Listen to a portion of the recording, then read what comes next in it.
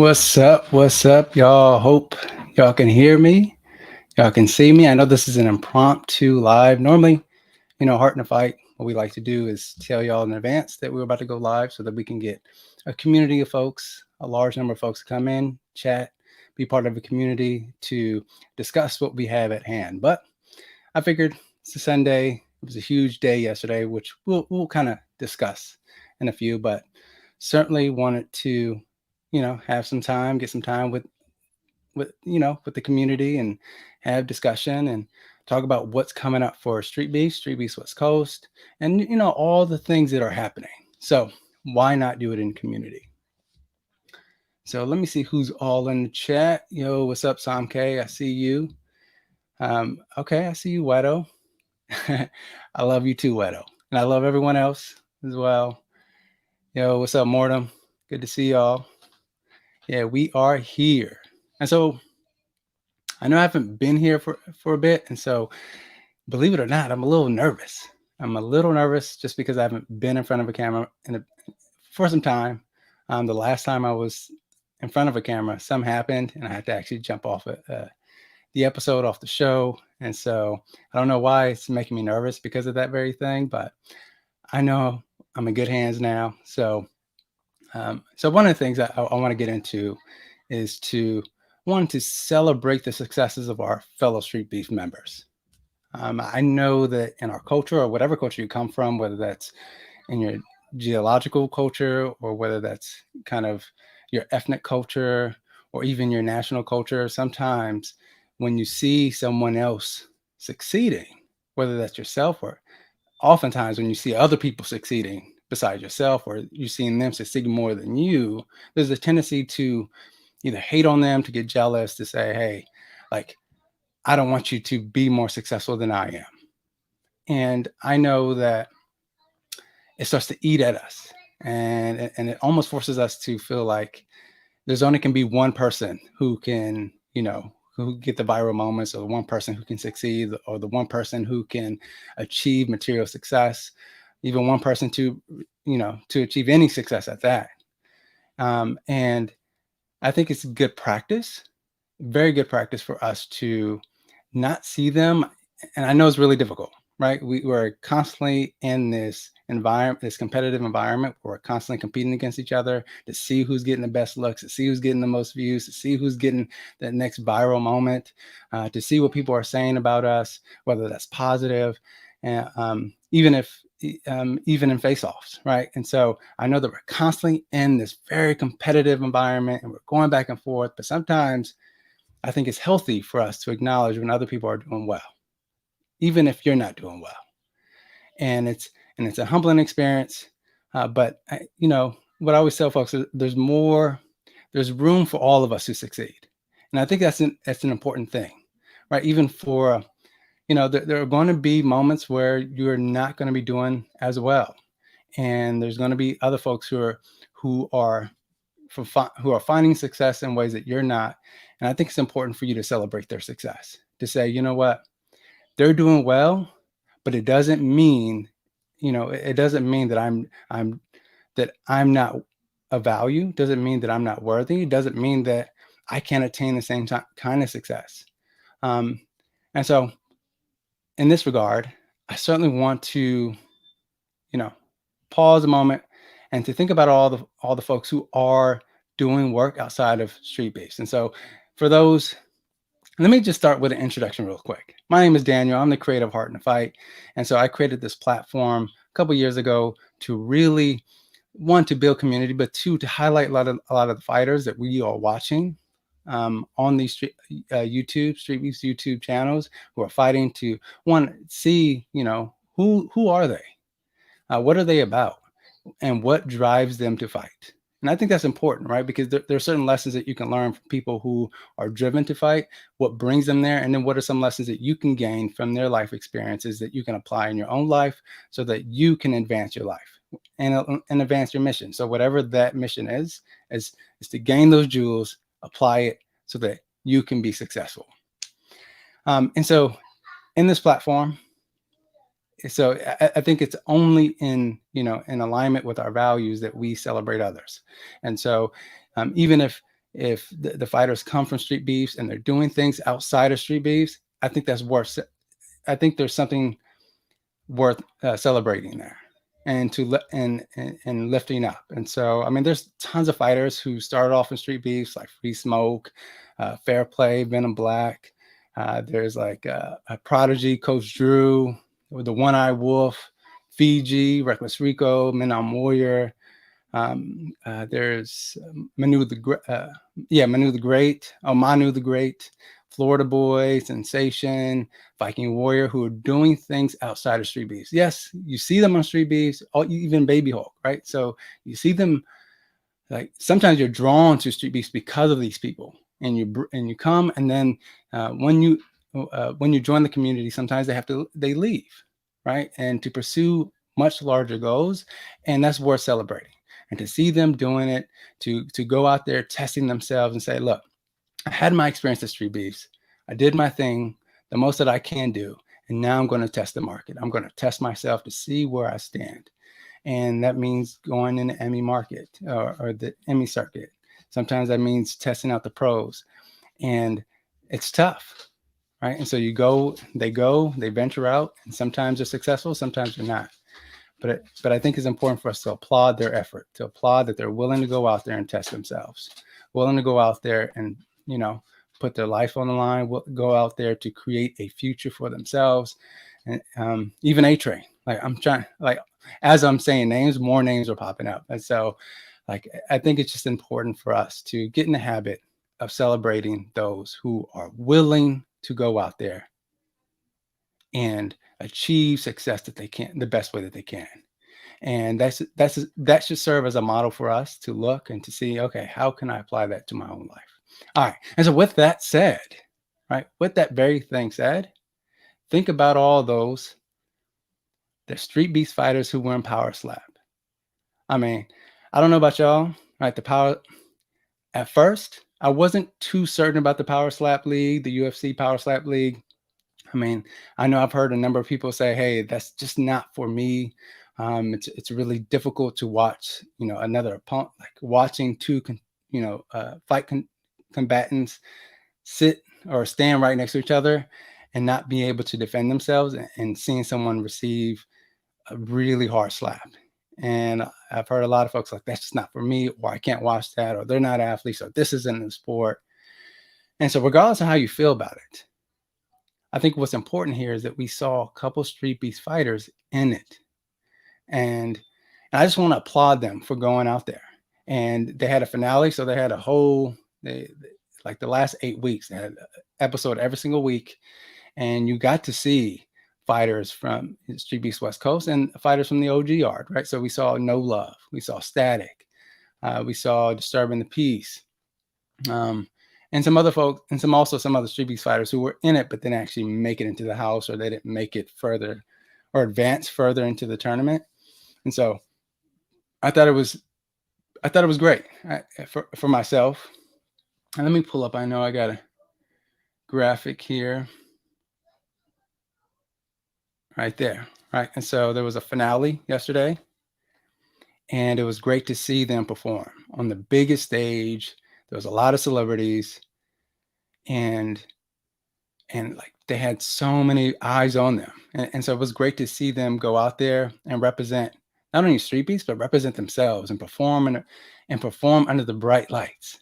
And a lot of us, like Street Beefs is kind of the bright light for us, but imagine going the extra step and seeing all these, like now you're on television.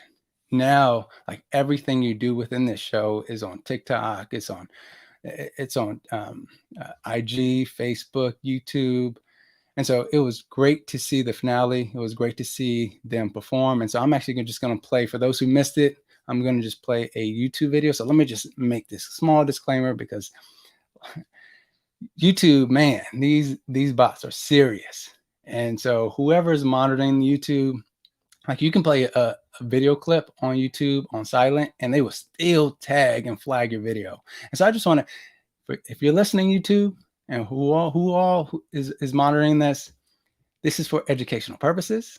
I'm just showing some of the highlights from Power Slap's own YouTube video, own YouTube channel. So I'm just going to share that play it, and then if it gets flagged, it gets flagged. But I will. But I think it's important for us to see what some of the men did. All right. And so I'm just going to play the video for those who didn't see it. And then we'll just kind of discuss the format, discuss, what it means to celebrate and honor these men. And then, what does this look forward? And then after that, we're going to talk about the March 25th event.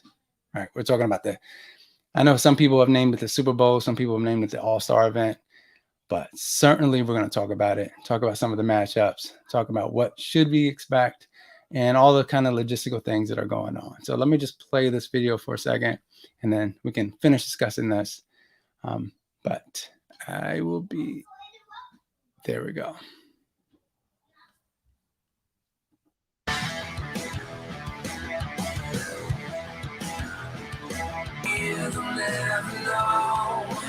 Blows them all away. Knuckle up in the heat of the battle.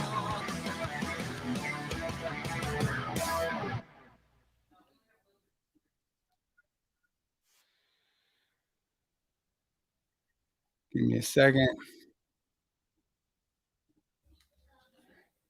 All right.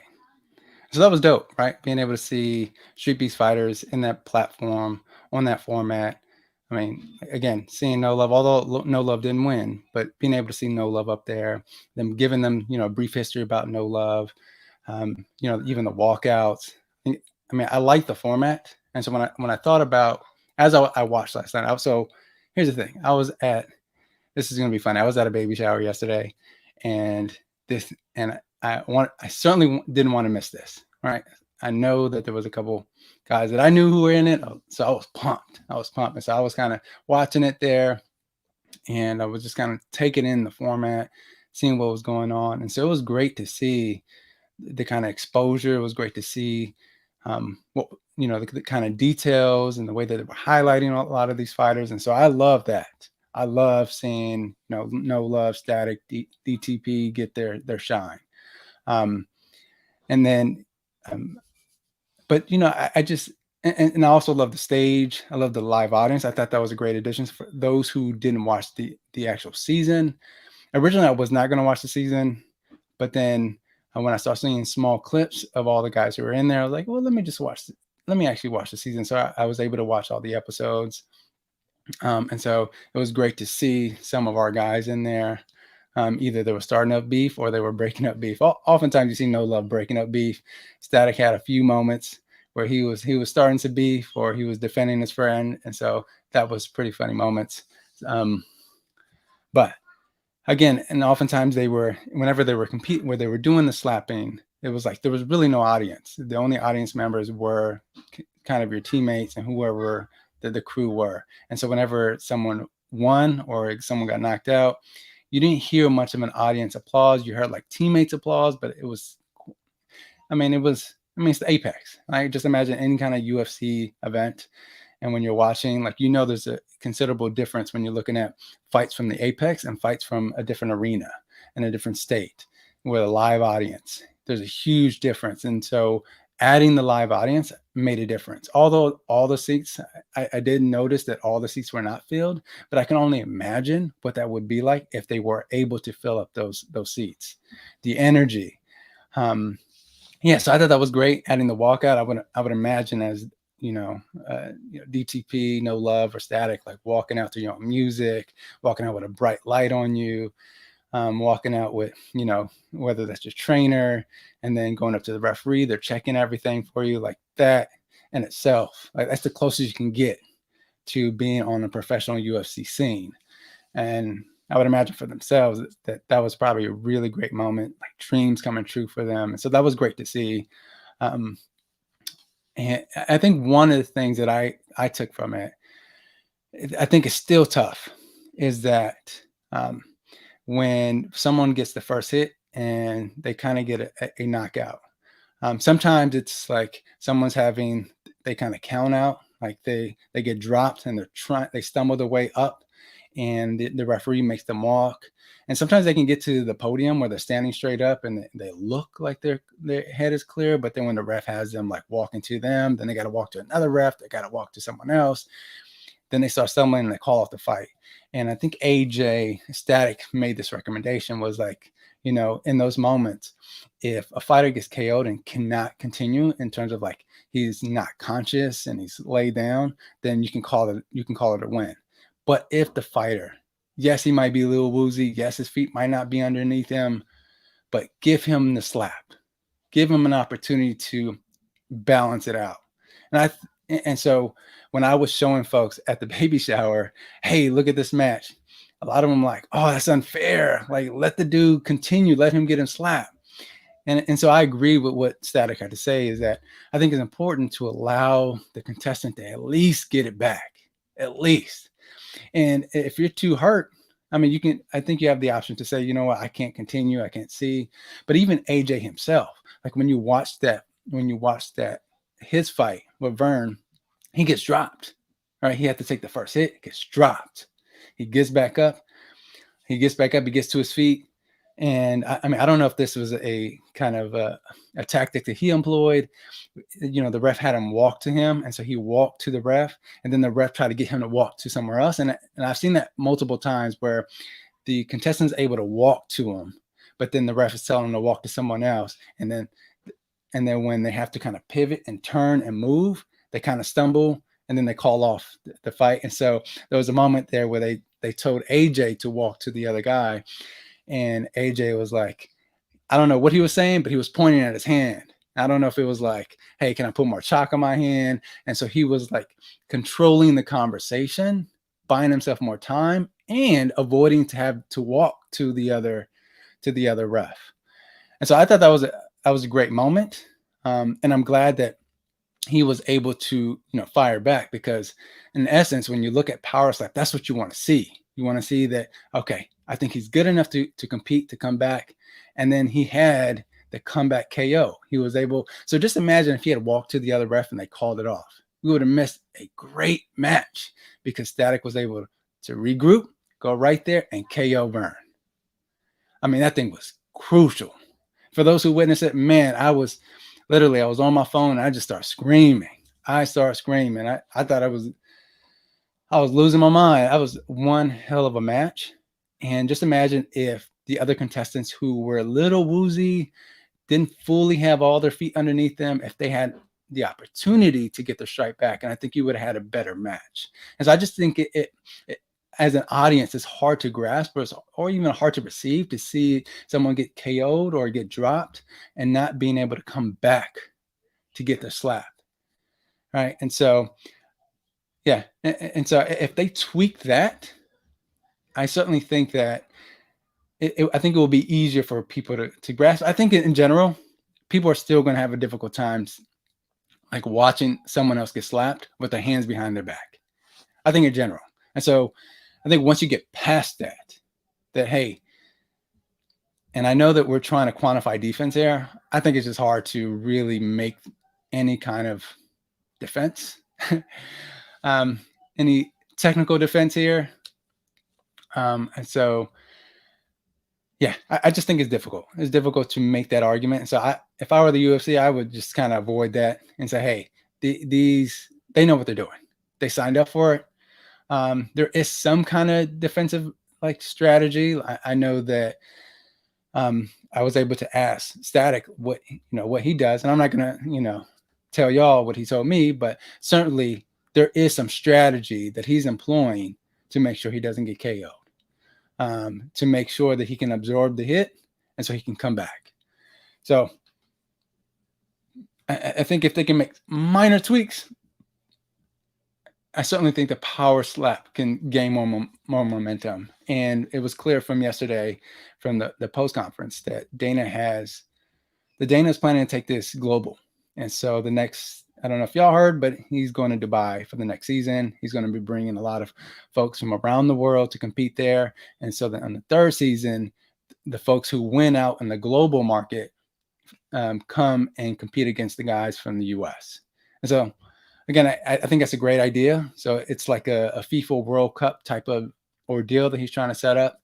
And so I certainly think the power slap league, I think can evolve.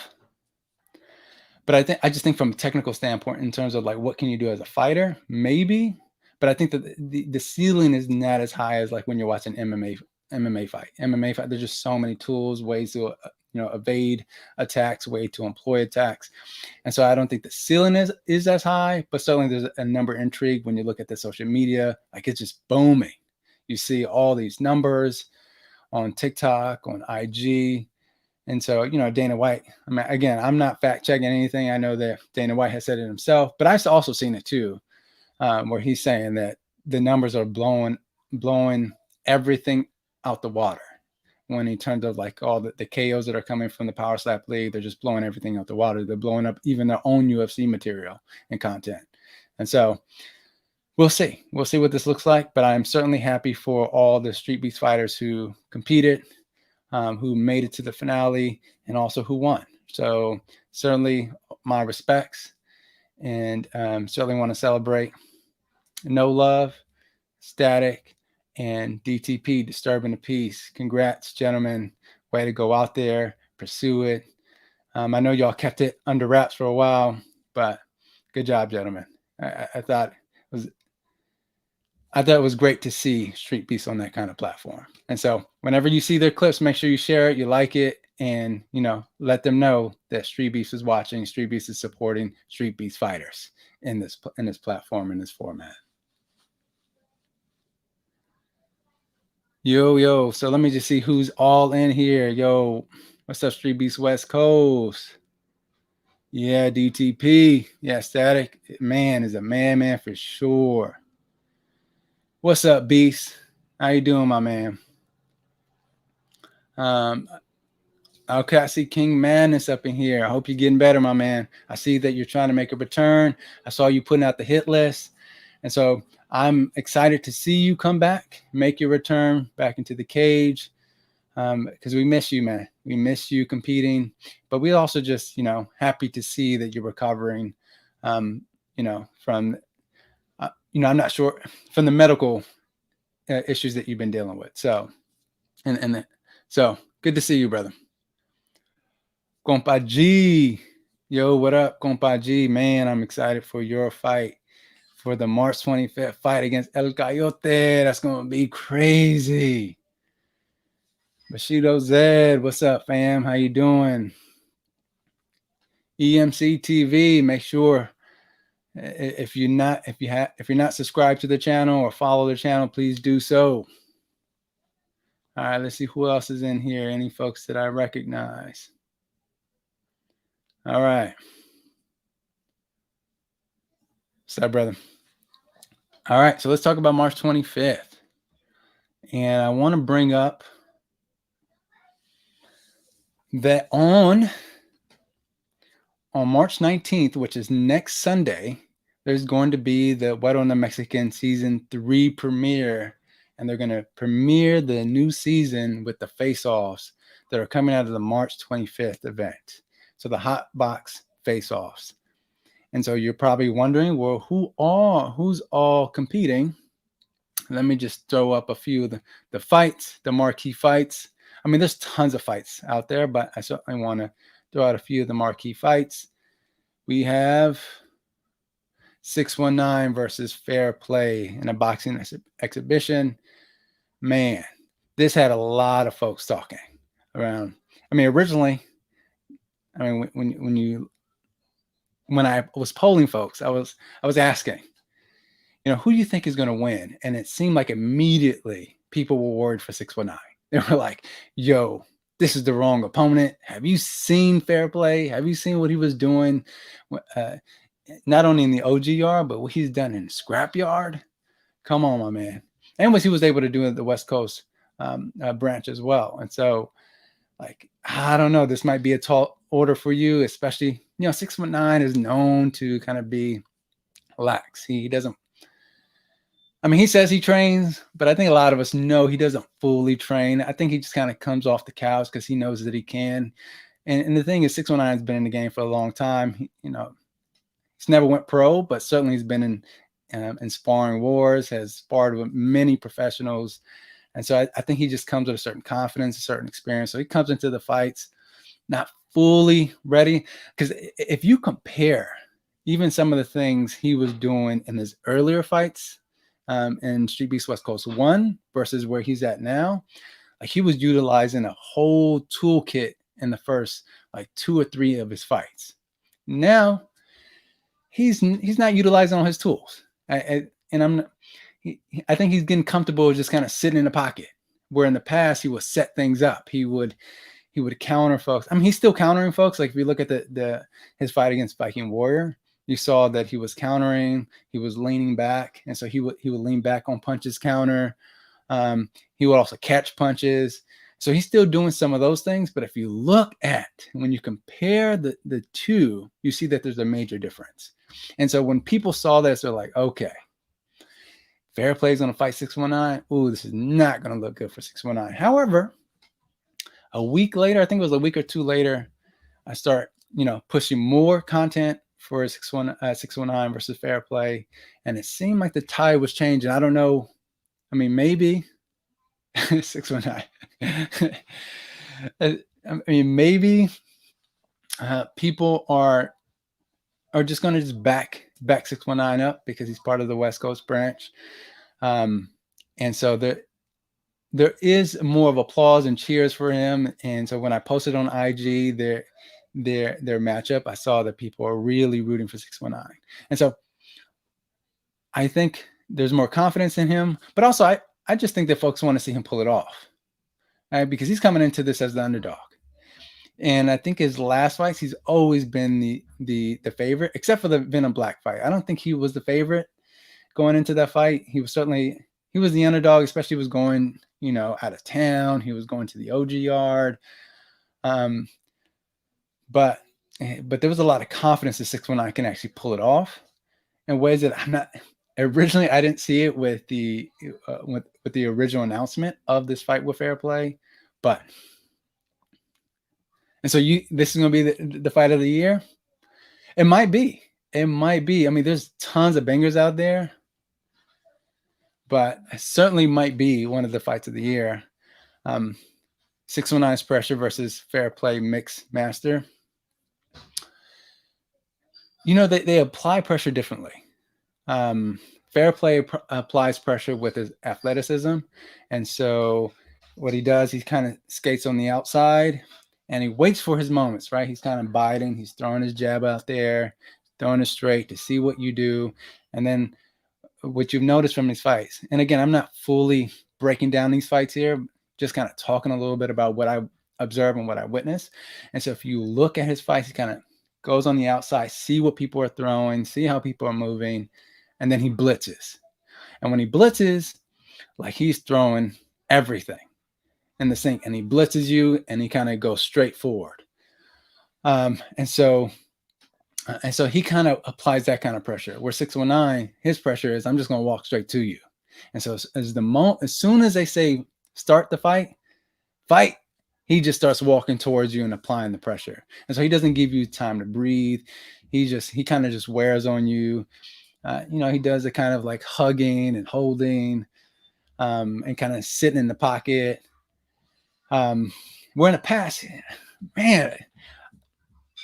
the past, when you break down some of his fights, he will apply pressure slightly different. Like he would always step forward, but he would set up his pressure, where now he kind of just walks up to his opponent to see what his opponent's going to do. But certainly he's like trying to get in their space and kind of, back them up, control the pace, and make this kind of a dogfight.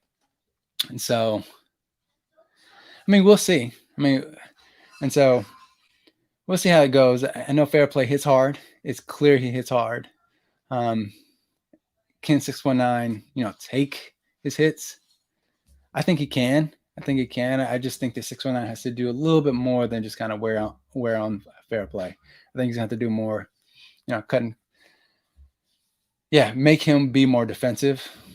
And, Fair Play, the thing is, if you looked at his fight in Scrapyard, he actually knocked someone out going backwards. And so it's clear he hits hard going forward and hits hard going backwards. So that's a great fight to watch. Can't wait to see that one. Crazy Legs versus Battleborn. This is going to be crazy.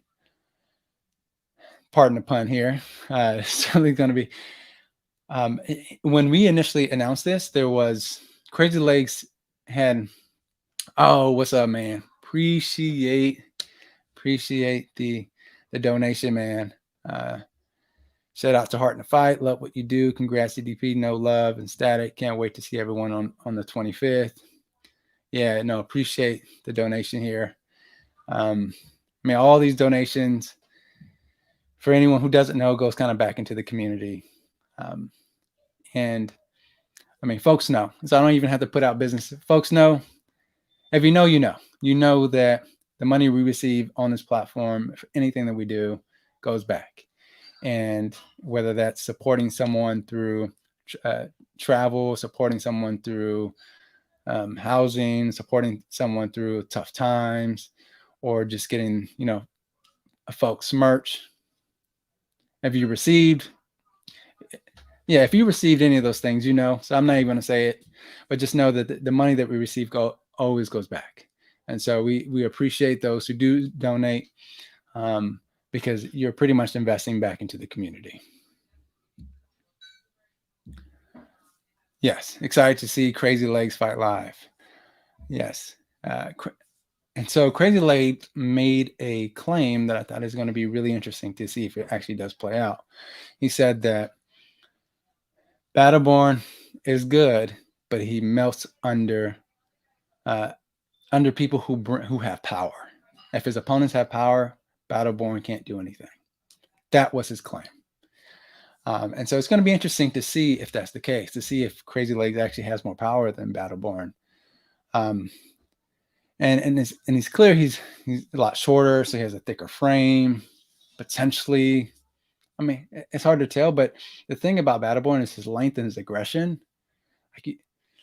It's hard to prepare for that. Prepare for someone who's going to be constantly in your face, because certainly Battleborn does that. Oh, yo, another donation. Thanks, Tiny Tank. What's up, my man? I'm glad that you got to go to Power Slap. You got to see some of the boys live and be able to support them. That was dope to see. Battleborn didn't melt when he felt my power. He turned it up. I mean, good point. Good point, Diesel. But damn, he called chocolate bar. What the heck? And so I think it's just hard to prepare for Battleborn because of his length. And one of the things, he applies so much pressure that his opponents have to back off. And the moment you back away from him, his kicks come. And so can Crazy Legs be able to get away from his deadly kicks? And everyone has seen, like, Battleborn KOs people with his kicks. And so can Crazy Legs actually escape or exit in a way that doesn't get his head kicked off? And so we'll see. I mean, it's a great match. I hope Battleborn is, one of the tendencies that Battleborn does is when he gets close, he kind of stifles his punches. So hopefully he's ironing those things out. And I know that he trains with Free Smoke, and I know that he does some rounds with Wade. And so hopefully he's able to iron those things out so that he can keep his distance, but also still apply pressure and then land one of those crazy kicks. But maybe Crazy Legs might be able to do that. So that's a great fight that I can't wait to see. Thanks. No, I appreciate Streetbeefs West Coast donation time. Yeah, man, I appreciate Streetbeefs West Coast. And for those who don't know the history of Streetbeefs West Coast and Heart in the Fight, is that we kind of grew. We did grow at the same time, and so we emerged at the same time. So it was because of Streetbeefs West Coast that inspired Heart in the Fight. All right, so Heart in the Fight, myself as the creative Heart in the Fight, as a member of Streetbeefs, Heart in the Fight was not in existence when I first got into Streetbeefs. I was just like everyone else, like loving what's going on, and wanting to know more about the fighters. And then when I saw that, they were coming, Scarface was coming to the West Coast, and then, brought an event there, and then it said that there was going to be a West Coast branch. I was like, oh, wow. And they had their first event in Cali. And there was kind of two early events before the Street Beefs West Coast 1, before it kind of established itself as a branch. So I'm not referring to those two, but I'm referring to the one in California, which is Street Beefs West Coast 1. When they did that one, and I had a young man who was looking into boxing, looking into combat sports, and he was using it as a way to lose weight. And then he said, hey, I'm interested in seeing if I can do some AMI, to have some AMI experience. I contacted, I connected him with Tiny Tank, and he had his first fight there. I couldn't make it, but my brothers were able to take him, and they told me their experience. And when I talked to my mentee and he told me about his experience, I was really happy. And I was like, you know what? And he was saying, like, he just loved the culture. He loved how friendly folks were. I was like, people got to know this. I think oftentimes when people look at fight clubs, they think of this like barbaric fight club and all these like members who, are probably very violent, aggressive, and nuisance in society. But they don't know that this is actually a community. This is a community that's built around love and familyhood. And so I wanted to be able to capture not only the stories of fighters, but also capture the culture and the value that these branches bring and what Street Beefs brings in its totality. And so I don't know if anyone's familiar with the impact report we did, where we surveyed a bunch of fighters to see, the kind of impact it had in their life. And a ton of them said that they had a huge impact, and the way that they perceive themselves, the way that they perceive their life, but also just gave them, bigger goals to accomplish. It helped them with their fitness and their weight, and it just helped them just be a better person in general. So, so I just always appreciate the opportunity to highlight what Street Beefs is able to do for folks, because it's a community that empowers and embedders our lives. And so, yeah. I'm trying to remember where I was before that. This is going to be a crazy match right here. Man in the Mirror versus Prodigy. For those who are not familiar with Man in the Mirror is Scarface's son, Elijah, and which I didn't know is that Elijah was there when Street Beefs West Coast had their early events. Had no idea that Elijah was there. And so it's clear to me that Elijah has always wanted to be part of this. And so I'm glad that he's participating in it. But not only is he participating in it, he is really taking he's really developing under the umbrella, but also like he just did his own like Only Raps fight. And I think he just turned 18. And so just imagine that. A young man's really like taking this seriously.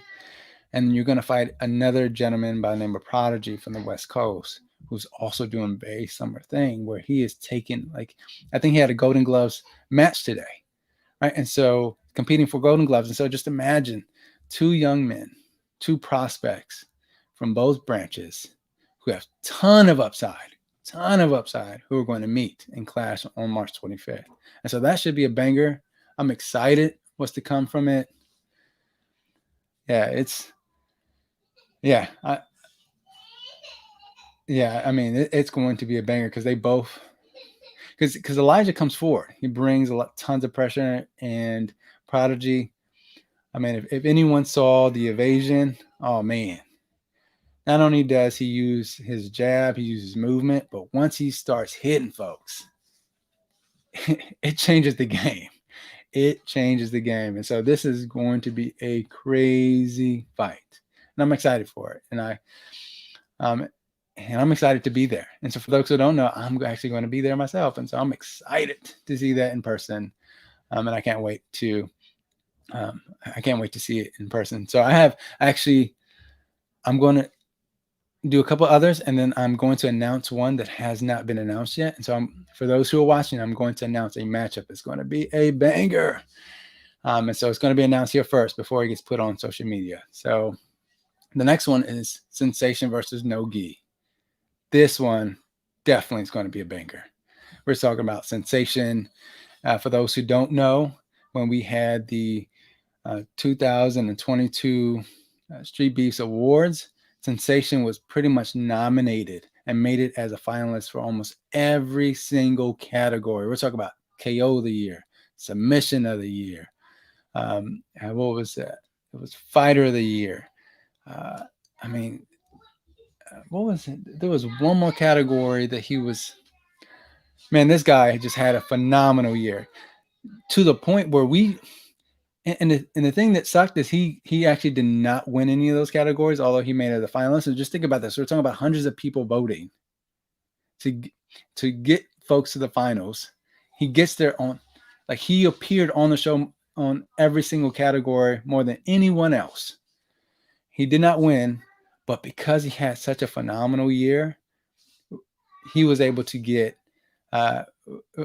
We awarded him a special award because how phenomenal and how sensational his year was. And he's going to fight a young stud on the West Coast. We're talking about a hard-hitting fighter in no-gi. If you've ever seen no-gi hits hard. Some folks call him like the baby Tyson because when he hits folks, they go flying. Look at any of the fights he's had. When he hits them, it's not like when you hit folks and they kind of like fall off balance. When he hits them, like they leave off their feet. It's like he hit them with the Hadouken or something, right? And so he hits them and they go flying, feet off the ground. And so he hits hard. And so it's going to be interesting to see those two fight. Who is sensation, right? And so it's going to be interesting to see those two fight. Sensation has certainly been in the game longer in terms of like the Streetbeefs game longer. And so I feel like he's more seasoned, more well-rounded.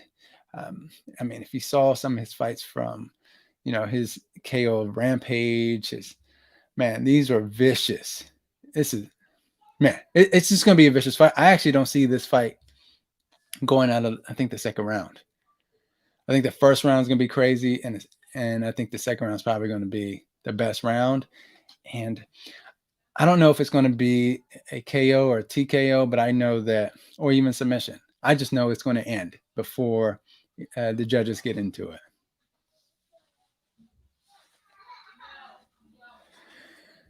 Manu is getting called out left and right. From who? Who is calling him out? I know that Sensation has been calling him out for sure. And I saw a new fighter. I mean, maybe he's not new, but new to me, calling out Manu. But yes, I mean, Manu's he's doing phenomenal. So I can see why folks, and I think he has 2 belts. Like, why wouldn't you call him out?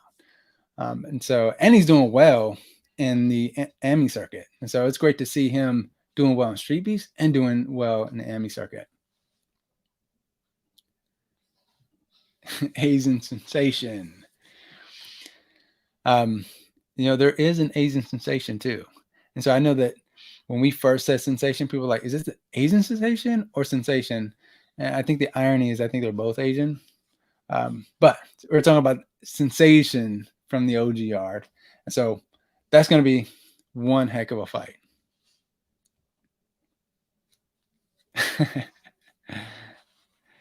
Yes, there is an Asian Sensation in the West Coast. So, I mean, maybe they can see each other for the name. So, Nogi made me do a 360. Yeah, he hits hard. I mean, you can attest to it. You fought him. So you fought him. He hits hard. And so can Sensation actually weather one of those punches? And one of the things, Sensation does get hit. But that's because Sensation's trying to KO his opponent. And so I think whenever you're in the mode, or if your orientation is to KO your opponent, you're going to put yourself in harm's way oftentimes. And so will he put himself in harm's way in a way where he gets touched by Nogi? Well, we will see. We will see. Let's see who else. Shinigami. I just want to call him Shinny or Shimmy. Some folks call him Shinigami versus Ryu Senin. This should be a great fight. This will be the battle of the headbands. For those who don't know, they have headbands on the line. They said whoever wins, take the other person's headband, and that's equivalent to taking someone's soul. I think in their realm is that you, especially for those who rock a headband as a way for as your look, as part of your fight gear, taking someone's headband, man, that's got to be tough. And hanging it up like a trophy, ooh. And so they are battling for the headbands. And so we'll see how this. And this is not an MMA fight or a boxing match. This is, I think, it's karate combat or combat karate. I don't know what order that. Whatever it is, they're applying that rule, and so that's going to be interesting to see them fight in that style. And I think this might be the first match to kind of employ that kind of karate point style, and so we'll see how it plays out. And one thing I think is exciting here is that Shinny has been getting better. Like if you notice, a lot of his fights is getting better, especially dealing with pressure. And one of the things that Shinny does whenever he is being pressured by other fighters, he still kind of covers up. He still kind of shows some of the things that we've seen in the past, where he kind of covers up both hands and he kind of turtles up, because he doesn't just like cover like Tito Ortiz where he does this. He kind of covers and shells, and he kind of turtles a bit. Hopefully, and so we've seen that he's not doing as much of that, and he's meeting aggression with aggression, which is great, right? It's great to see. But one of the things that we've seen is that when the fighter does get aggressive, especially in this last title match, when there was aggression, he was able to wrap. He started his grappling. He was able to take the opponent down. And so that's what he normally does. Like when there's tons of pressure, especially if someone's trying to lay bombs on him, he grabs, takes them down. But I don't think you can do that in karate combat. Maybe you can. I don't know. But certainly that has been a weapon of his that he's been able to utilize, because then, his ground game comes to play. And then anyone who's been underneath him say, like, it's hard to get him up. Once he's on you, it's hard to get him off you. And so what does this look like when Ryu Sonnen is applying the pressure and forcing him to grapple? And so if you can take him down, like imagine that you can't do much with it, but you have to constantly do that. Imagine all the endurance it's going to take for you to do that over and over and over. And Ryu Sonnen has showed in all his fights, he actually gets better over time. And there's tons of fights where he normally starts off slow. He starts off slow and he kind of picks up the pace round after round. I've seen tons of his fights where he's doing that. And then by the third round, he's really putting the pace on his opponent. And so we'll see. We'll see if Shinny has the endurance. I know he's been working. He's been working on his endurance. He's been working on his stamina, and not only that, he has another fight in this event. So not only is he fighting Ryu Sonnen, he's also fighting, I think it's Young and Lavish. I think that's his name. I just want to call him Lavish, but I feel like he's Young and Lavish. And I think he's also a karate practitioner as well. And so that should be interesting. He took 2 fights, and I know Ryu Sonnen didn't like that he took 2 fights. And he even said himself, like, I'm sorry that you took that fight, because you're not going to be able to participate in that. The beating I'm about to put on you, you're not going to be able to participate in it. So we'll see. We'll see. We'll see how that goes. So if Shinny loses, we trade.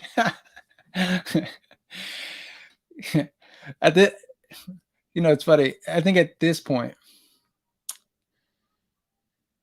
I think in any crossover branch, I think any crossover fights, I think trades, like, can you trade? Can you say, hey, if you lose this fight, we trade and you win? But what's also interesting is that I know Ryu Sonnen brought this up, is that maybe that he doesn't do as well in his crossover fights. So we'll see if that comes into play. We're going to bring that up in the presser. So we'll have them have that discussion, but certainly I just want to bring that up as a way to say, just keep an eye out and see if that's even true. does he do better in like at home games than he does away games? We'll see. The Canadian was traded. That's what I heard. And I heard Jimmy Fett is on that on, and Jimmy Fett said this himself. He was like, he should have started with Scrapyard. So I heard Jimmy Fett was traded. I don't know. That's speculation, but I've seen that in the chat. Folks are saying we traded Jimmy Fett. So, I mean, I don't know who we got in return, but certainly the Canadian was traded, apparently.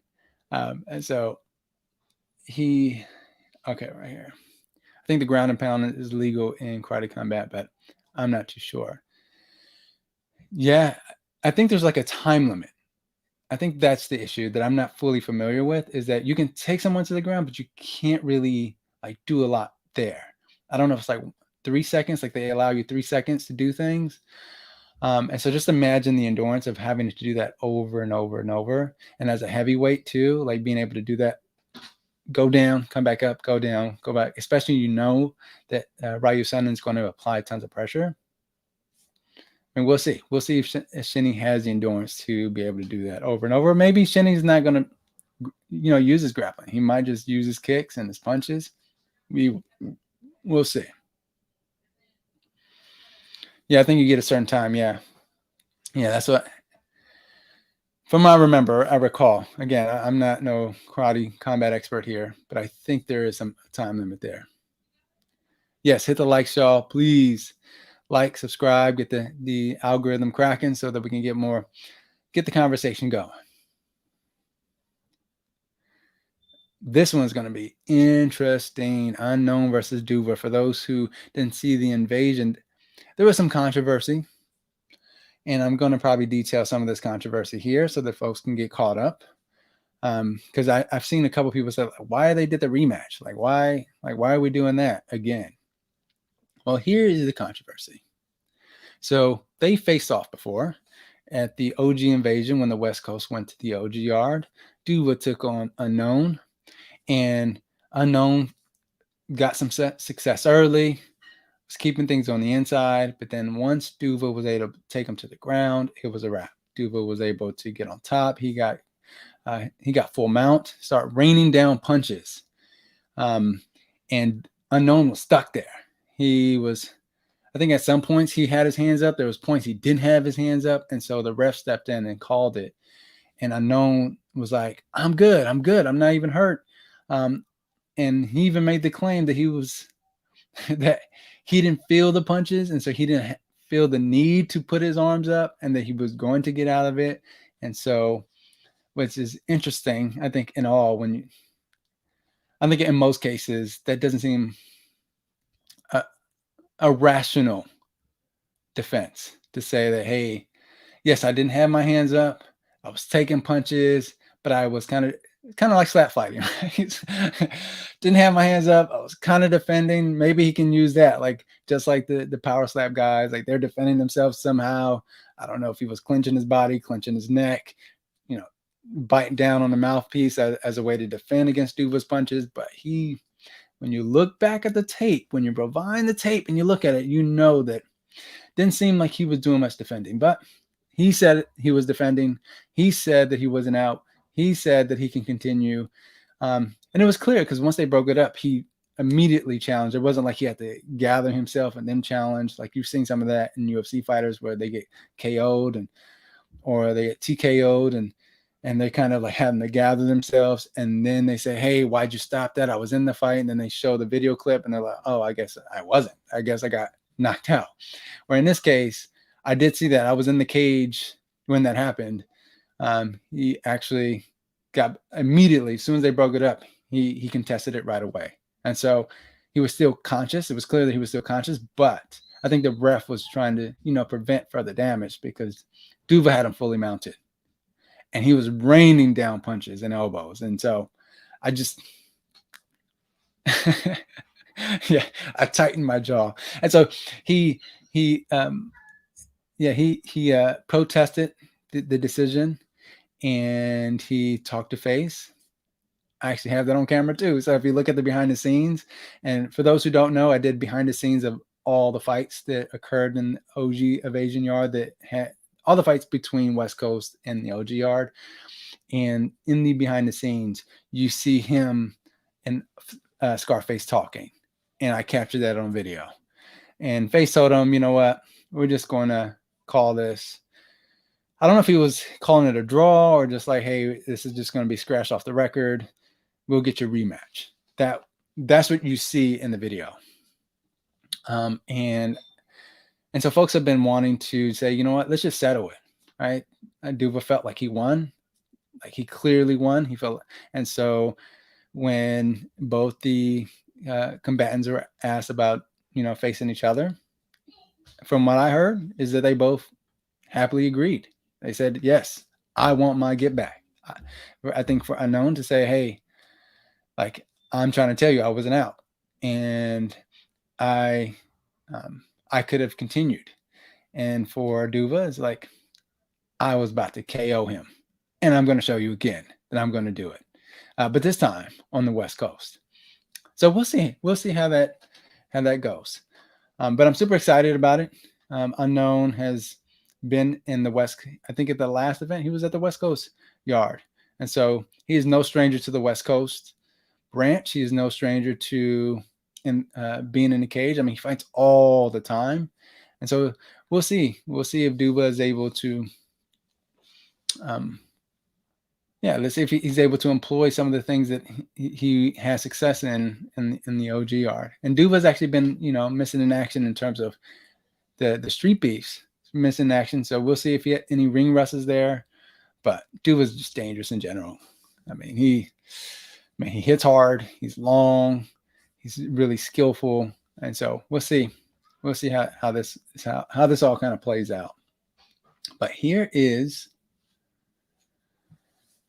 a match that I think I'm going to announce that was confirmed to me by no other than Weto. And so he said, I'm clear to announce it. And this is going to be a banger. And it's going to be Malik Ogun versus Walk Lobster in a boxing exhibition on March 25th. And if anyone's not familiar with Malik Ogun, that boy hits hard. He hits hard. I want to say most of his wins come from KO. If not all his wins come from KO. He KO'd Scotty Showtime. I mean, his KO versus Scotty Showtime, I think both of his KOs, highlight KOs, were not in the running for as a finalist, and one of them made it as a finalist. I mean, he KO'd Scotty Showtime. He clipped him, and then he not only did he clip him, like he dropped him as he was falling back, hit him again, and lights out. And so we know Malik Ogun hits hard. And we'll see. We'll see. I know that he posted in the Streetbeefs West Coast group that he wants all the smoke. And he even said, this is my weight class, and I'm the best at this weight class. He posted in the Streetbeefs West Coast Facebook group. And Walk Lobster was like, oh, really? And I think a couple of folks did respond, but Walk Lobster, I recall, was like, I want to see if that's the case. And if anyone knows Walk Lobster, we know that he is no stranger to danger. He will, he takes all the challenges. He fought 619. He fought Golden Arms. That man, he's fought No Love twice. He takes on all challenges. And so we'll see how this goes. And I know that Walk Lobster is more of a MMA fighter, jiu-jitsu practitioner for sure. But what does this look like in a boxing match? And he's had success in boxing. He had success versus Golden Arms, who also is a hard hitter. But Malik Ogun, like when you look at his fights, I'm not saying he has more power than Golden Arms, but it just seems like when he lands something clean, people go out. It isn't that, they get wobbled. They go out. And so here's a KO artist versus Walk Lobster. who I've always said is the gangster of Streetbeefs West Coast. He will take on all challenges, doesn't care who they are. You start talking, he will accept challenges. And so I'm excited to see what folks. I'm excited to see this happen. I'm excited for this fight. And there's other fights, and so let me actually bring up the fights who. So there's other fights that I did not show on here, and that is. I know Prince KT is fighting. I'm not sure if Money Mel. I don't know. There was talks that he will be there. There's talks that he wasn't going to be there. I don't know. But if they do fight, that's going to be a crazy fight. Prince KT versus Money Mel. You also have Viking Warrior versus Ashraf, who, oh man, it's going to be a solid boxing match. No Love is fighting. You also have Demon Monsoon. He's fighting. He's fighting Zetro, who is by no means an easy fight. Zetro is, man, that man got hands. Yes, counters. If you looked at the heat index, he was handling business. And he was a winner. He was a winner of his division. And so he won that tournament. And so that's going to be a great fight. And we have Hitman versus the Maniac for a rematch. And that too, oh man, that has banger written all over that one. If you saw that one, that was definitely a banger. Yo, you said I'm back. What did I miss? You missed some of the fights, some of my analysis. It wasn't deep analysis, but certainly talking about some of the fights that are going to be there. And then did I forget this one? Let me see. We have El Coyote versus Compa G. Man, that one is going to be a banger. Anyone who's seen them fight, so first, El Coyote is the champion. And so let me just announce that for El Coyote is the champion. That man has taken. The thing about El Coyote is that not only has he wiped out his division for a while, went on the West Coast. Went on the OG yard, fought the Wolverine, and we seen that. Like everyone saw that one. Like he put it on. He put it on the Wolverine, and man, that to me there was a couple of fights that changed the momentum, but certainly that fight swung the momentum in favor of the West Coast branch when Coyote was able to do that to the Wolverine. And El Coyote, everyone from the West Coast branch knew who he was, but he was kind of slept on by everyone else. And so until he showed up there and did what he did, he showed out and people were like, okay, he got on everyone's radar. So El Coyote is no joke. And he fights Compa G. I think Guero says Compa G. And so I almost said that myself. So Compa G, man, that is going to be an amazing fight because Compa G, if anyone is familiar, he won the heat index. He fought No Love. He fought Whiskey. So he fought a number of folks. And if you've been looking at his fights in general, he's been cleaning up. He's clean. The thing that I love about his style is that one is that he will not only engage you in a firefight. If you saw his fight with Mike 100, engage in a firefight. He's willing to do that, but he also has really good defense. So if you look at his exits, you look at the way that he some of the stuff that you see from Canelo, where he's like, not only does he exit, but he turns his body, he leans, and he counters. Compa G does a lot of that, does a ton of that. And so it's going to be interesting to see Coyote apply tons of pressure like he normally does. But he has like this patient pressure where he would jab you, hit you to the body, to see what you're doing. And then eventually wear his opponent down where he can land clean strikes. And we all know when Coyote lands, he hurts people. he drops them. So he has a high KO rating. And Compa G also, man, he he lands bombs as well. He's clean.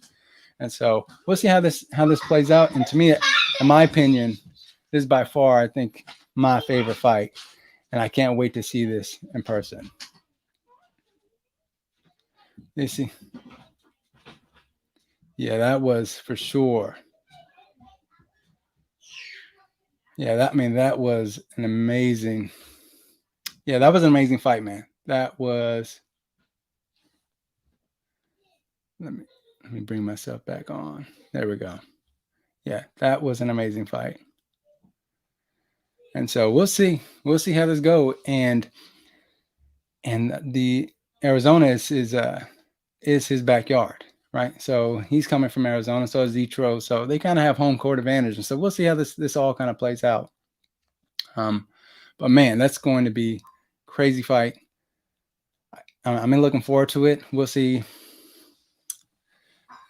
Yeah, we'll see how this all plays out. Let's see how this all plays out. But yeah, in that particular fight, I just think that, and this is for the belt too. And so there's like high stakes. And I know that Compa G has been really pursuing this title, the People's Championship belt. And so we'll see. I hope Streetbeefs announces the March 25th event on the main account.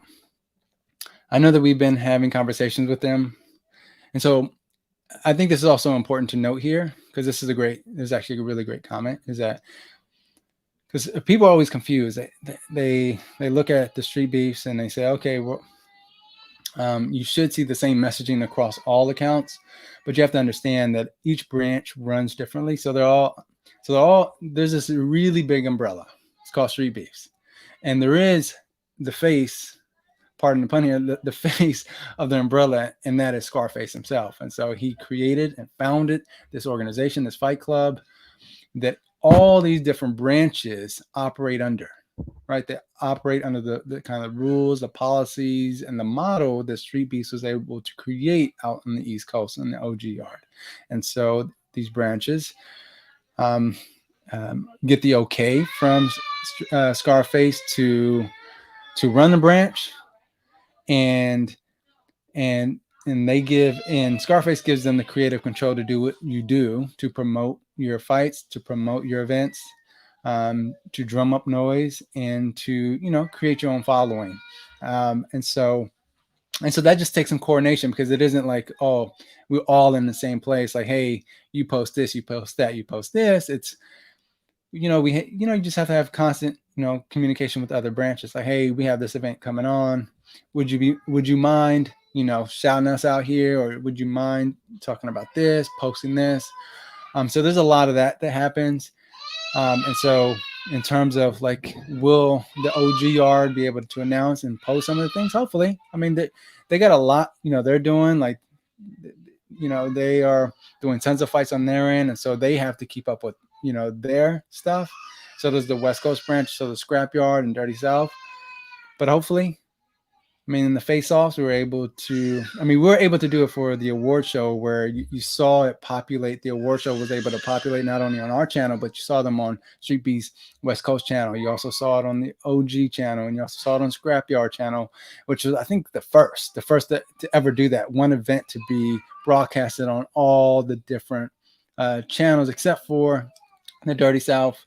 But again, hopefully that we can do that for this particular thing, where we can get the same messaging across. We'll see. But regardless of whether or not we were able to do that or not, I think it's incumbent upon you as a viewer, as a fighter, to do a lot of the promoting. So when we do our best as Heart in a Fight to promote fights. We create promos, we create content for folks to post. And so we're constantly posting every single day about the events, about matchups, about fights, about fighting in general. And so what I've learned is, if you don't get the message across, no one's going to get it. Right. And so that it takes time. Like when I'm posting, literally I'm posting to the OG, I'm posting to my IG, posting to the YouTube, posting to the Facebook, posting to the Twitter account, posting to the TikTok, and then, right, posting in our Facebook groups. And then I'm notifying everyone else, hey, I'm posting this. Share, share, share, like. And yes, there is a benefit for Heart in a Fight for us to do that. I think as a platform who's kind of hosting or moderating this kind of conversation, but I think it's helpful not only for the fighters to get their fights and their names broadcasted on the different channels, right? For their profile and their stock to rise because we are pushing the content. We're pushing their brand. We're putting them up, putting them on our shows. We're putting pictures up of them. They're putting their fights up on there. I mean, I don't know if you've seen some of our IG stuff. I'm actually going to play some of the IG stuff so you can see for yourself, what we're doing. But it's important that we not only do that for, like, if I highlight you as a fighter, not only is it important for you to highlight that, to post it on your stuff. Like, I've seen so many people say, like, if you're not posting your own stuff, you're doing yourself as a disservice as a fighter. You're not marketing yourself. You're not building your own brand. You cannot afford to have promotions do that for you. You got to do it for yourself. Because if you're not doing it for yourself, you virtually become silent. You virtually become absent in the space of all these social media platforms where conversations are constantly happening.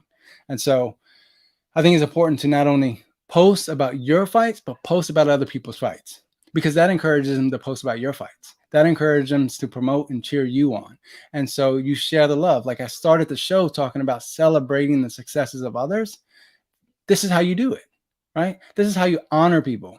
This is how you share the success of others, but also help other people build their brands. Is that, hey, I'm going to share your stuff. Like, if people ever tag us on stuff, most often, in most cases, like, I will reshare their stuff, right? Even if it has nothing to do with Heart in a Fight, even Street Beefs.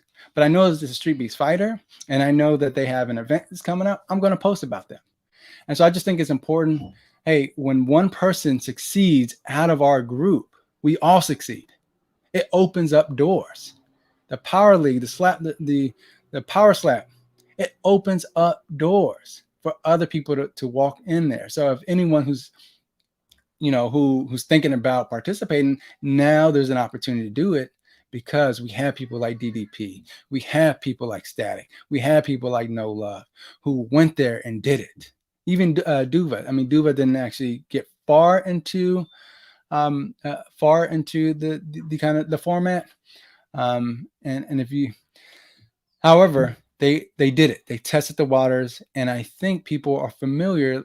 And every time I see their comments, like every time I see UFC or Power Slap post their stuff, I always say Street Beefs here, or that's a Street Beefs fighter. Like, I make it known that these are Street Beefs fighters, and they have a community of support, and we're going to back our fighters. And so as a promotion like the UFC, who's looking at this and saying, oh, they already come in with an in-house built kind of audience, why not bring them on? Why not bring on more Street Beefs fighters?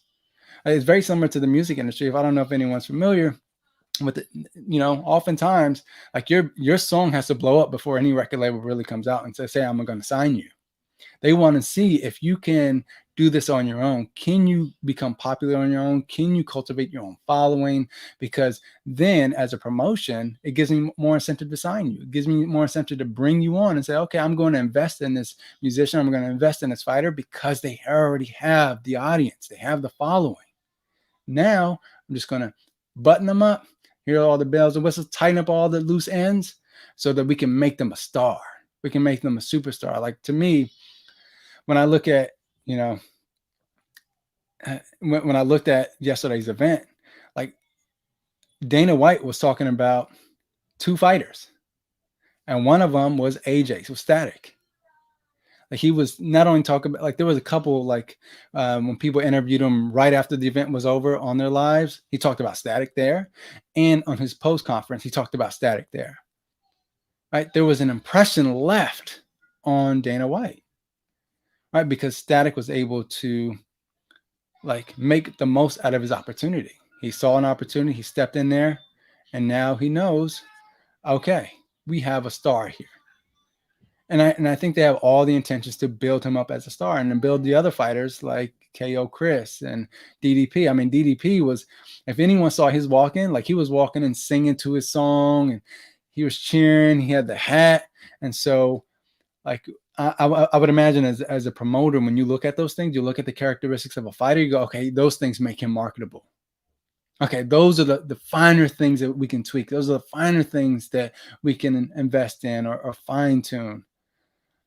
And so it's important as a community of fighters, as a community, as a familyhood, to build each other up and to build each other's brands. Because again, when one of us makes it there, it opens up opportunities for us all.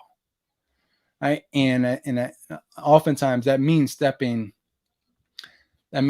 being able to step beyond your own ego. Because again, in our culture, depending on the culture you grow up in, sometimes we develop these behaviors of hating on other people to say, well, I want you to succeed, but I don't want you to succeed more than I do, than I'm doing.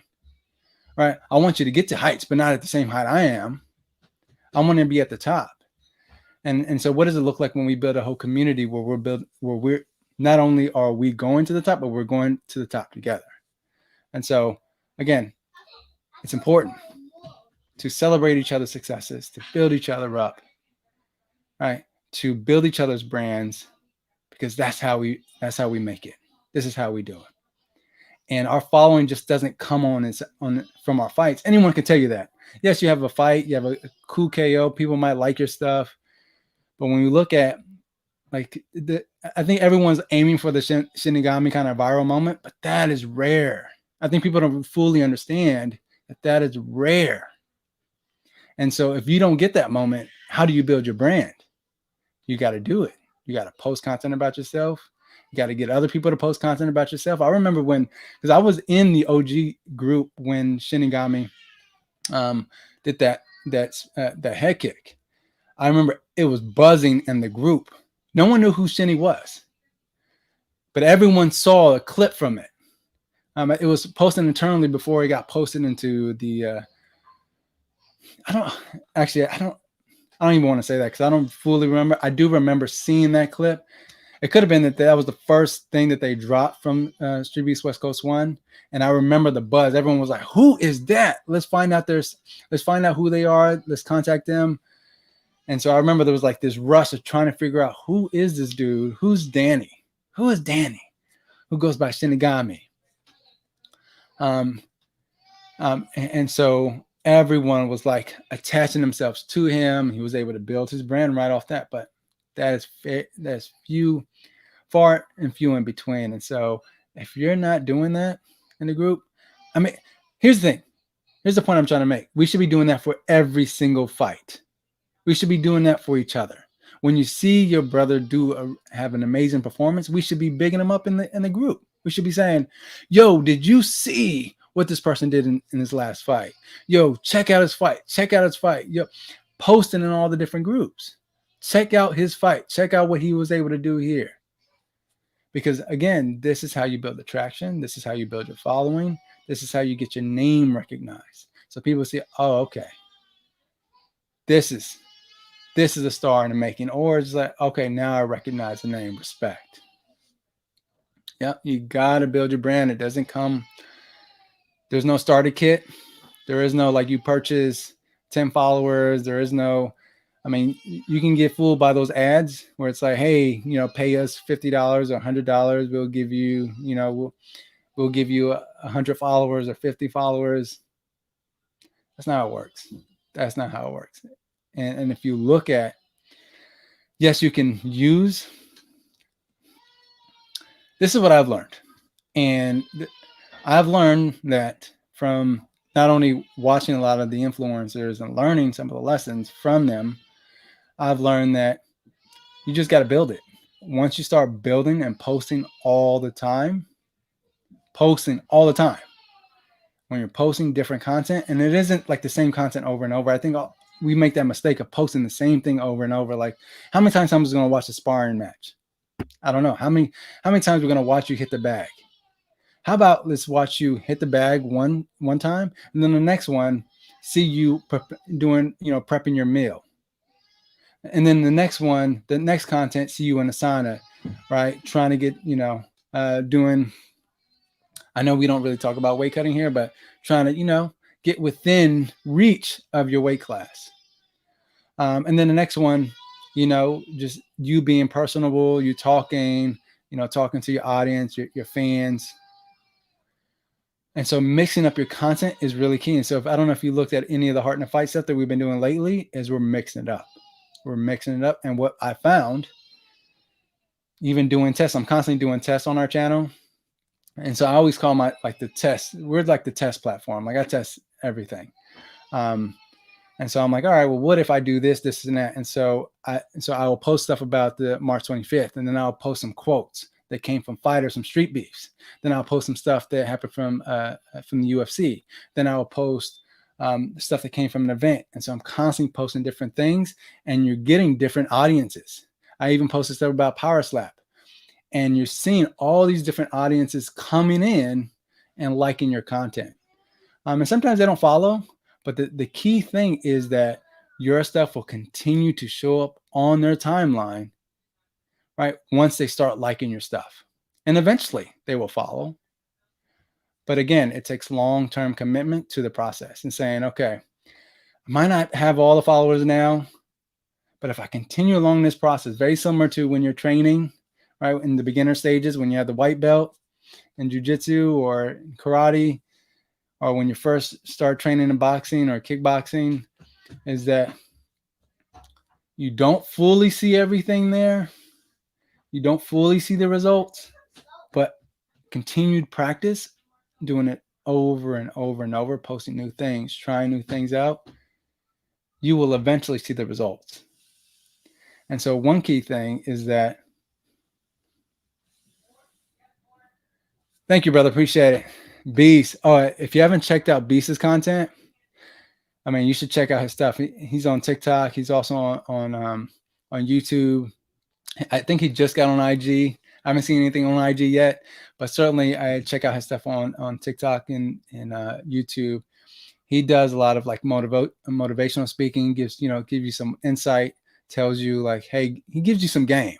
And so for those who grew up without father figures in your life, or grew up with older men in your life, like, you need to check out his channel, because not only does he give you game about like the fight game, he gives you insight about the fight game, he gives you insight about life.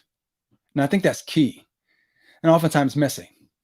And so if you want some wisdom, go on his channel. Make sure you subscribe to his channel, because he's always dropping jewels, always.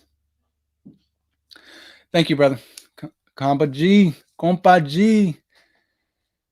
Thanks. I mean, I try.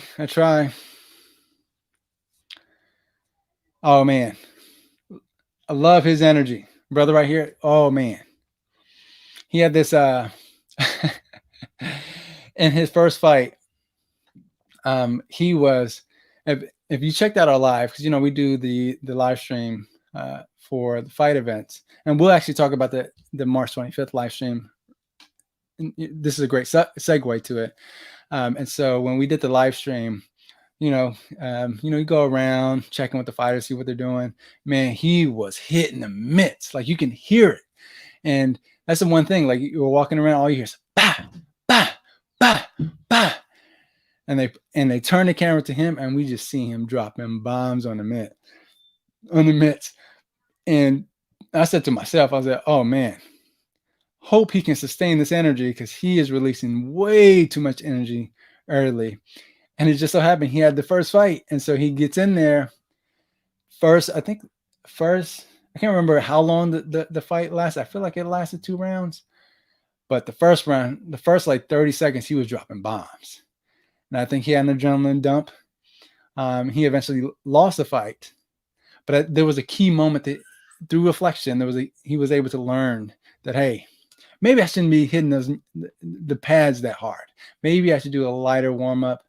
And so I just love that moment, because it presented an opportunity for everyone to learn, like, hey, we're all learning together. And and this was like a moment that we were able to capture live, right? To see the moments like, okay, yeah, like, and so I'm excited to see him in his next fight. And I think he signed up for the March 25th event. And so if he's fighting the March 25th event, I'm excited to see what adjustments he makes so that he doesn't burn out. He doesn't burn out in the middle of a fight because we know that, hey, you got to make sure you sustain some of the energy. And I know you're trying to blow off steam, but then you blow off too much and you don't have enough in the reserves, especially if you can't take your guy out in the first 30 seconds.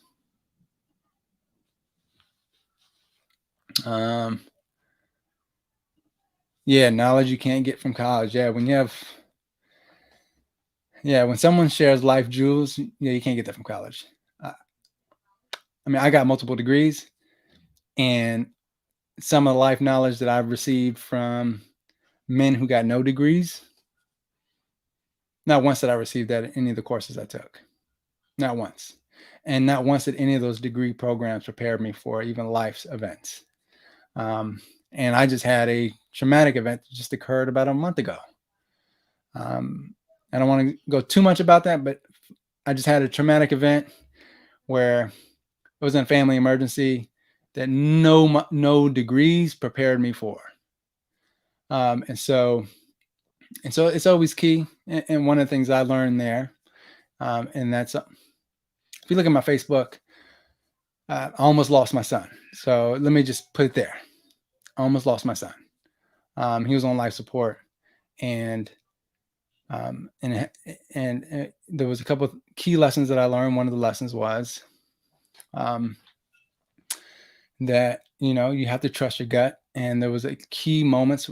I made some really good decisions during this this moment where it was like life or death situation that occurred right in front of my eyes that I had to respond to. And so I made some key decisions to save his life. But I also made some decisions that made the condition worse. And so sometimes you don't know what you don't know, but however, if there are some folks who can impart wisdom, get it. And so that's one of the things that I came away from learning was, one, like, make sure you know where your gaps are in your own knowledge. You know your own gaps in your own decision making.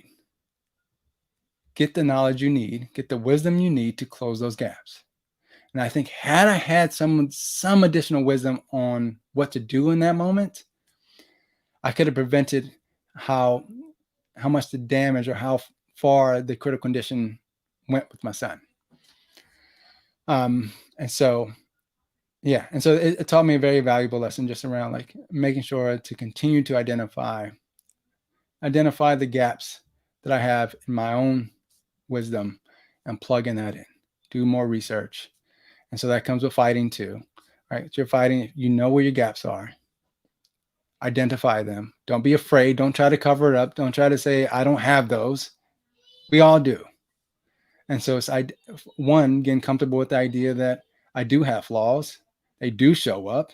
Sometimes they show up in the most critical moments and it forces me to make mistakes in ways that I normally don't make those mistakes, but because of what was going on, right, I wasn't confident in my own decision, right? And I think you only get better if you confront those challenges that you have in your own life and say, okay, I got those flaws. All right, let me work on them. Let me get the wisdom I need. And so I'm going to do that so that if I ever get in a situation, I know what to do. And so you can never be over prepared, but you can certainly be under prepared. And sometimes the moments you need to be prepared, you're not prepared. And so get that wisdom, get that knowledge from folks who've been there, from our OGs, from those who've been around the block. And there's a number of them. Weddle's one of them. Been around the block, and I'm not saying like just age, but just through life experiences. Those who had tons of life experiences. Weddle's one of them. Beast is another. And so there's a lot of folks. Even for some folks who are even younger too. Like I love, Diesel. Diesel. Like if you want to know things about nutrition and supplements and stuff, that man has so much knowledge. Like, I didn't know about creatine. I mean, I knew about creatine, but I didn't know the kind of benefits and the scientific studies around those benefits until he starts schooling me about it. He said, "Hey, I don't take creatine, but he certainly makes me want to take it." Like, listening to him, I'm like, "Yo, I should really fully consider this." And so I actually started doing some research on it myself because of the things that he's imparted upon me. Like, hey, it does this, it does this, it helps you with your workouts, and this is why it helps you with your workouts. Jimmy Fit, creatine. I mean, I don't know if Jimmy Fit takes creatine, but I also know that dude, to look at the way to get your body to look like the way that Jimmy Fit's body is, he has some wisdom about working out. And so why not plug into him about the wisdom that we already have in the group? So I was like, yo, Jimmy Fit, how you get that? Let me know how you get that. How you get that buff. All right. And so really tap into folks here. Yeah. So, my son was 1 year old. So I have a 3-year-old and a 1-year-old, and so so it was my youngest son. And so I'm just glad that things turned around and he made it, and that's why I'm here. But it was, it kind of transpired while I was on the live, and so that's why I actually going into this live, I was like super nervous. I had the jitters in ways that I'm always nervous going into, I think, any kind of speaking thing.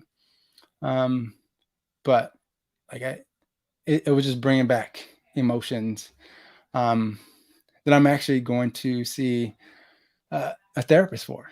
And so, which is also another thing too, right? It's like seeking help. And so one of the things is that there's things that trigger, like now I'm triggered by certain things. It's like, okay, well, let me just get some support.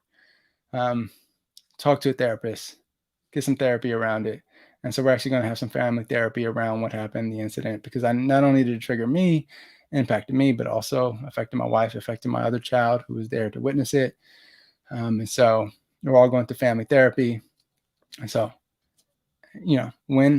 again, this is all about getting identifying some of the challenges in your life, identifying some of the shortcomings, and getting the wisdom, getting the support you need to get us to baseline, to recovery, or to get to, your full self.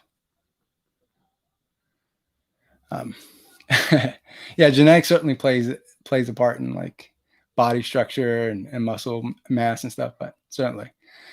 But yeah, I mean, that, again, this live was intended to kind of talk about some of what's going on in Street Beefs, some of the updates, what happened last night with Power Slap, what's coming up for the 25th, but also just checking in with myself, right? Making sure that I'm okay to be here in community, but also tapping in with y'all, right? There's nothing like seeing comments in the chat. There's nothing like it. Like, every time I see folks in the chat, like, I just love it. Because what it tells me is that, the feedback, like, we're communicating, we're interacting, we're engaging. And that's why we created this platform, to engage, to build a community where we can have conversations, so we can bring folks on when folks want to come on and chop it up. And so I'm glad that I had an opportunity to kind of check in with y'all, to deal with my own nervousness, and to remind myself. And here's another lesson, right? Is to remind myself that I got what it takes to move forward. I got what it takes to recover. I got what it takes to rebound, to be resilient in the moment. Yeah. And so I was wrestling with a lot of that early on the show, because all these emotions start coming up. And I was like, I think I got it. I got it. And to calm myself down, to talk to myself, you're okay. You're good. You are good. Trust in yourself. You got this. And as you see now, I feel a bit more comfortable. I certainly feel more comfortable talking. Thank you, brother. I appreciate it. Yeah. There ain't nothing wrong with bettering yourself physically, and more importantly, mentally. Yeah, for sure. Yeah, I mean, and here's also an important part too, right? Because I love the fact that you connected these two, the idea of like your mind also with your body. I think oftentimes we divorce those two. We say, well, as long as your mental is strong, like your body will do your body would do what your mental tells it what to do. And often it can, but if you don't take care of your body, your mind will deplete your body. Your mind will kill your body. And so how do you make sure that your body, like you're taking care of your body so that it responds in a healthy marriage, right? It's like your mind is saying you can do that, and your body can, in a healthy way, respond, yes, we can. We can do that. Let's do this. Right. And that takes for you to, one, acknowledge that there needs to be a healthy marriage between the two, but also taking care of those two things: your mental, emotional, spiritual body, your physical bodies, um, and so that you can fully optimize your performance as a human. You can fully optimize your performance as a partner. You can fully optimize your performance as a husband, as a father, as a son, as a daughter, as a friend, right? As whatever position you are in your organization, you need all your faculties with you. And the only way to do that is to prioritize that, to say, you know what, I got to get all these things in order. That doesn't mean that I got get all these things in order first before I go out and do what I need to do to perform. It means while you're performing, continue to work on yourself. Don't get complacent. Don't get lazy. And I think oftentimes we see that folks just get lazy and say, you know what, I don't need to do that. It's like, nah, you need to do it. You need to do it. And every single year, and I've said this in another show before, is that I tell folks every year, and for folks that don't know, so not only do I do this, Heart in a Fight. I mean, I don't do this. This is not even a pay gig. This is something that I just do because I just love the community. So I just do it free of charge.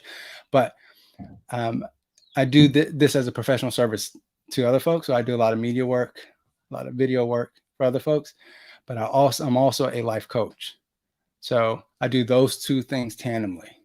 And so on one side of my business, doing, these kind of services, and the other side of the business, I do, I have clients. So I work with them weekly and helping them optimizing and maximizing their own potential, right? Optimizing their life.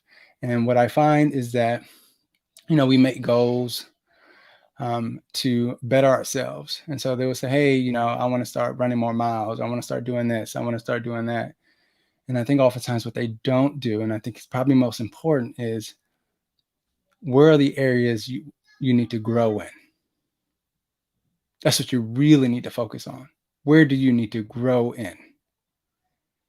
Right? We know that, okay, we can always say exercise. We can always say, well, we need to go to the gym more. For what? What is the why?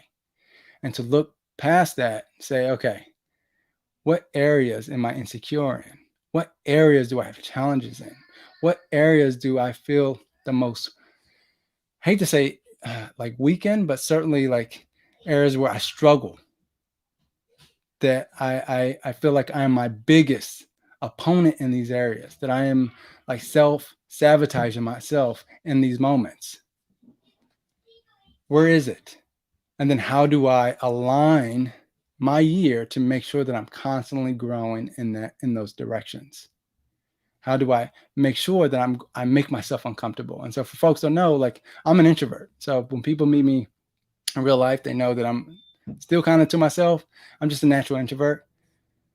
And so speaking in front of people, and I do it all the time. I speak in front of people on camera, but also do it in public settings.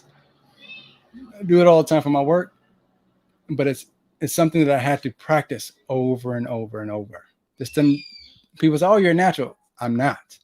This is something that I had to condition myself to push myself over and over and over. And these insecurities never go away. They're still here. They still show up.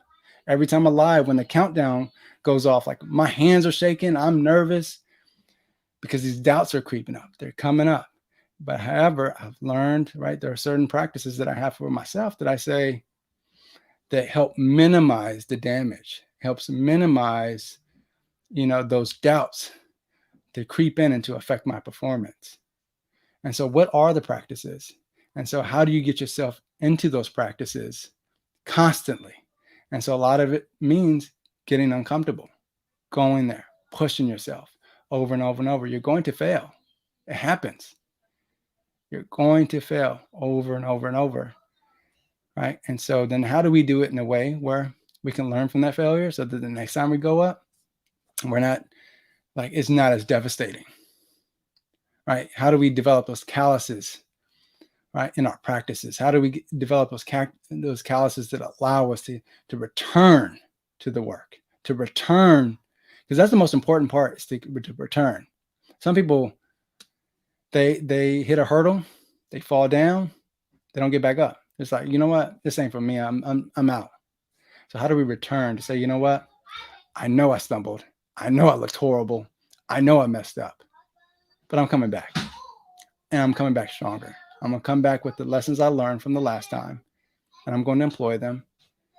And I'm going to make this a healthy practice for myself so that in due time, this gets better.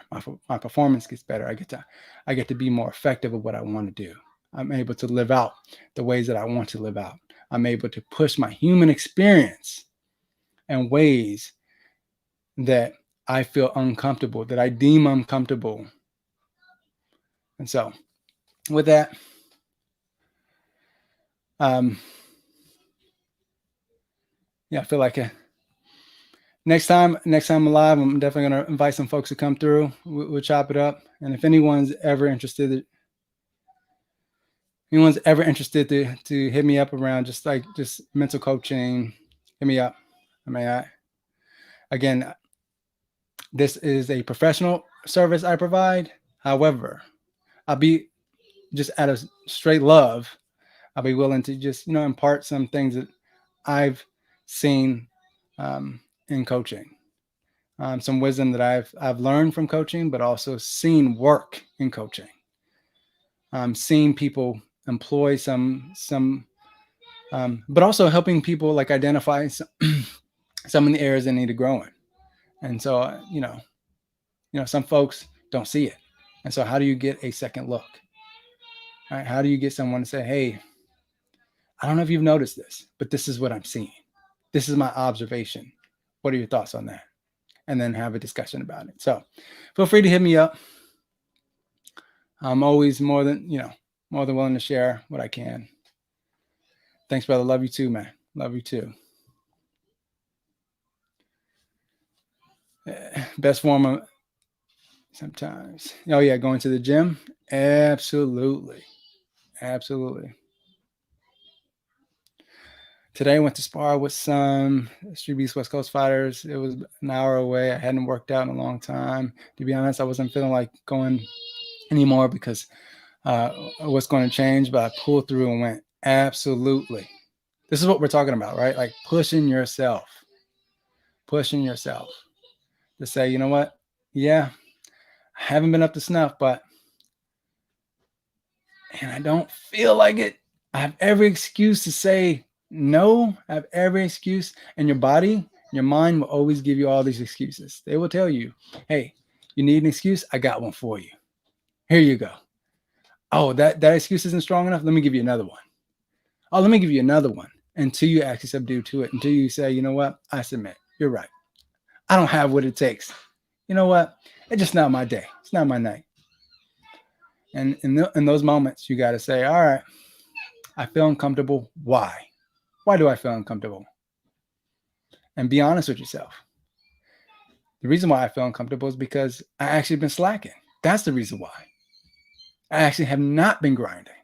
I said I've been grinding. I said I've been preparing myself, but I've actually have cut in so many corners, right? And so I've done things halfway or done things a quarter way and counted it like I fully committed and dedicated myself to it, but you really didn't. And so then how do you confront that? And so in those moments, you just got to confront it, like develop a practice that allows you to confront that and say, you know what? Yep, I know why I feel uncomfortable. And that gives me every reason why to show up and to do the very thing that I feel uncomfortable doing. All right. So yeah, procrastination is, yeah, I mean, there's a couple of theories around procrastination, and one of them is that some people like the high of doing things last minute. That's why, like, if like they did a study on people who drive fast to get to their destination, and oftentimes because they're running out of time, they're trying to get somewhere really fast. And when they looked at, well, how did you get to the point where you're like driving double the speed limit to get to your destination in time? It's because they procrastinated.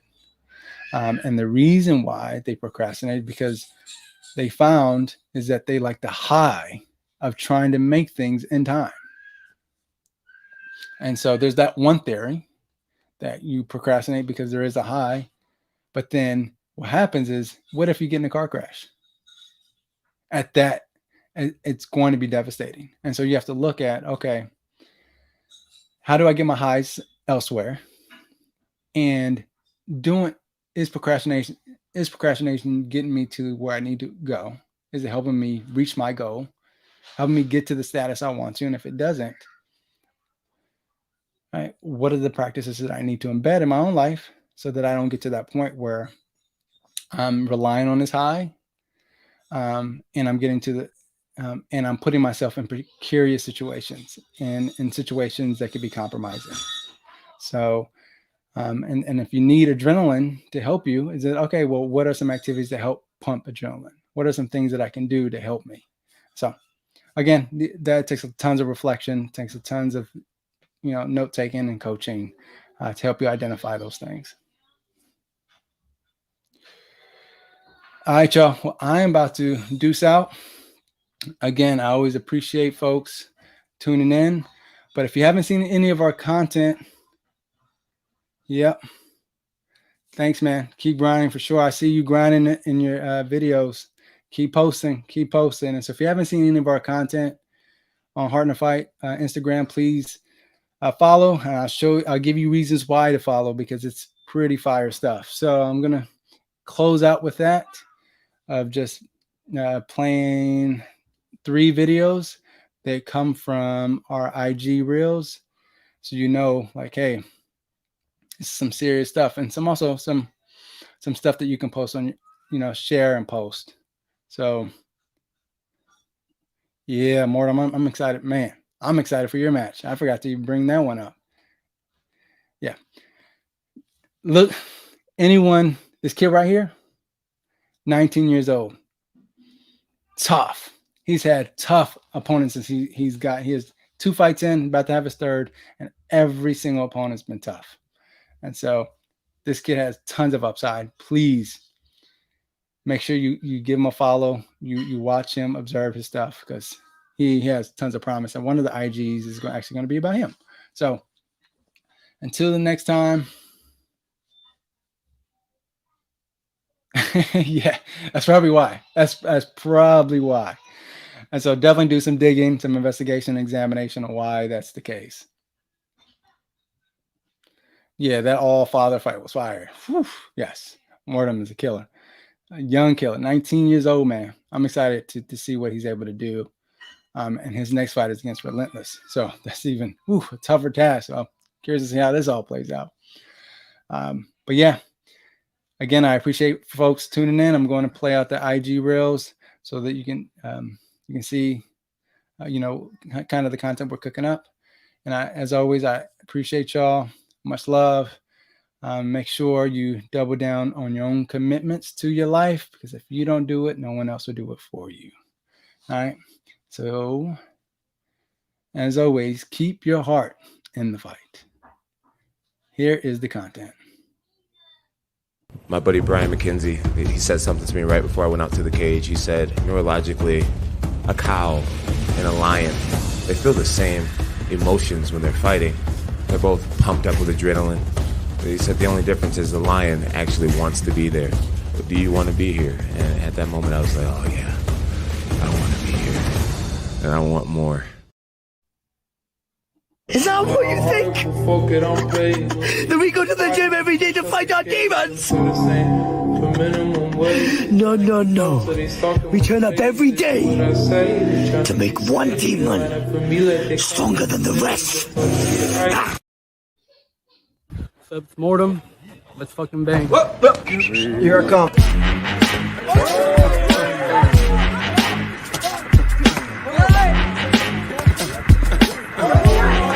Winner, Mortem.